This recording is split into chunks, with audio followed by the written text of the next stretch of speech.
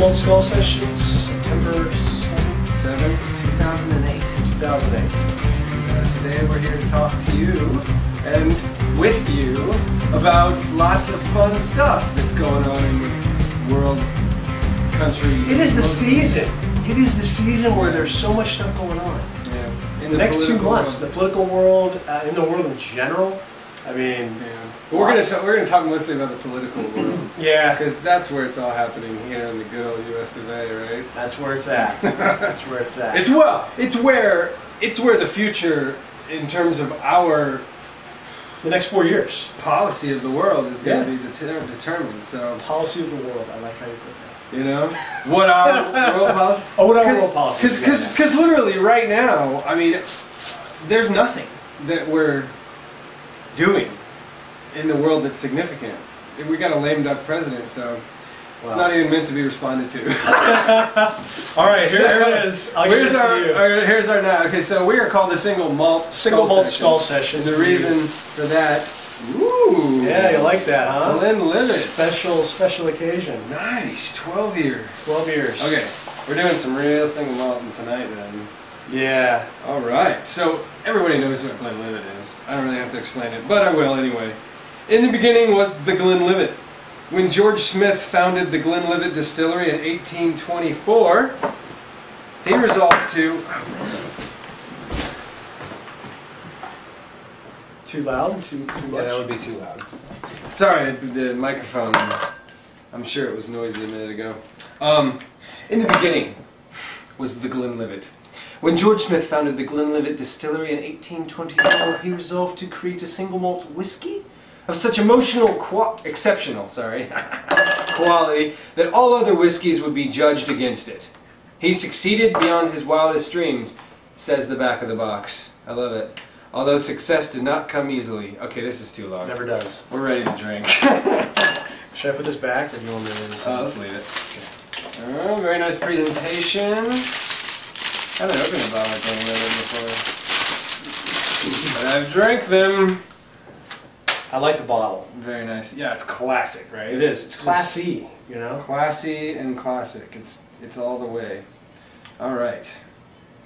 So, what we do in this program is we talk about the hot topics of the day, politics, religion, social issues. We'll do some pop culture things from time to time just because we're into it and we know you're into it as well.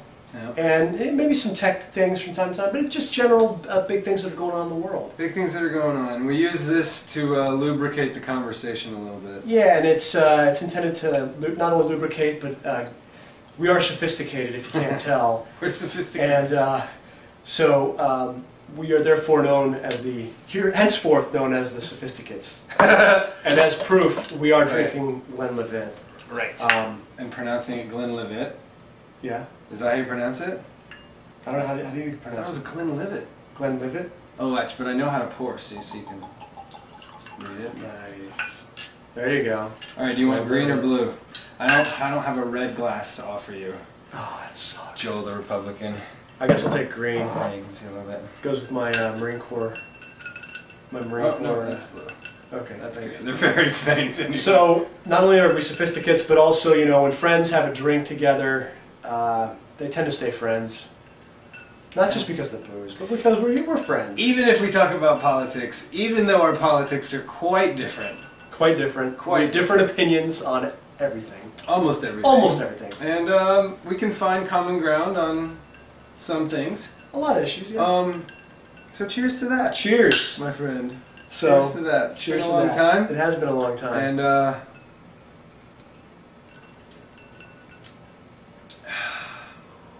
very nice. Oh, that's good. All right. That's very, very good. What's our first topic? My dad would be proud of me. Let's talk about the conventions, because that's the most recent thing in the news. Mm-hmm. And I'll open up the statement. I did a little audio thing the other day. I don't know if you heard it. I haven't heard it yet. But no, it's cool. But basically, what amazed me about these conventions is that, because I watch a lot of Democratic convention, I had to watch it time delayed because I couldn't watch it real time. So I went to the DNC website and then downloaded all the major speeches. I did the same thing mostly with the Republican convention as well. But it was just, the excitement of those things is kind of cool. It's whether very cool. whether it's Democratic or Republican, I think both of them are really cool. But what I did think during the Democratic convention, I had to get beyond all the rhetoric, because both conventions are going to have rhetoric. Yeah. Which, by its very nature, tends to be a little bit polarizing, or distinguishing, I should say. At the convention, distinguishes them. Sure. At the convention, they're playing to that crowd. They're that's playing there. to their and that crowd yes. is their constituents. Yes. Precisely. So that's to be expected. And and for onlookers, I think there's a tendency for people from the other side to go ahead and discount, a convention for that reason, because it's not directed at them per se, but against to the constituents on that side of the aisle. But what I did distinctly remember thinking during the Democratic National Convention was, how amazing is this? The whole process of conventions. How amazing is it? Because why do we have conventions? We already know who the nominees are. But for the entire world, for 4 days at a time, we put our differences, our very sometimes drastic differences, in front of the whole world, not just the country, but the whole world to see. And I just love that we can do that in this country. It just really made me appreciate I agree. what we have here. We agree. Sweet! And I mean, if you think about it, even if it was purely ceremonial, I think it's a great idea to still have it. Well, it is largely ceremonial. It's largely ceremonial, yeah. Yeah. You get the procedural final thing where they tally up all the... Right, and the votes and the delegates coming. And my cousin, Jane, was a delegate for Obama.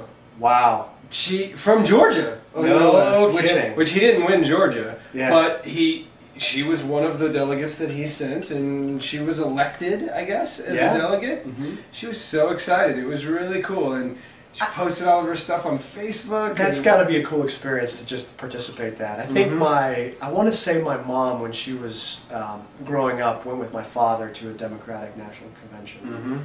I think she has some pretty fond memories of just the energy that those things have. I gotta say, like, on my own sort of, I'm super into Apple computers and Macintosh, right? So I went to the Macworld convention, and that was like, oh yeah, and for me, I imagine the energy level, huge, unbelievable, you know. I didn't even go to any big speeches. I didn't see the keynote. I was just walking around the convention floor, and I was like, like a kid in Candyland. So much, great stuff.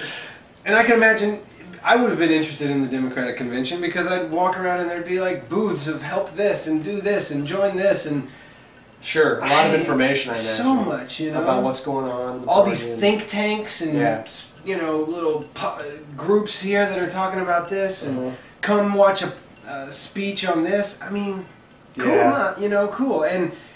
And then, of course, you're leading up, and I think they organized it well with Michelle Obama as the first day, and then I forget who was the second day. I think it was Hillary.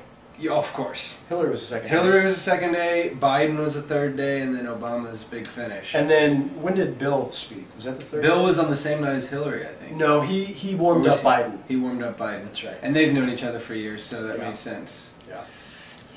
I thought, and the RNC, the Republican one, was similarly organized.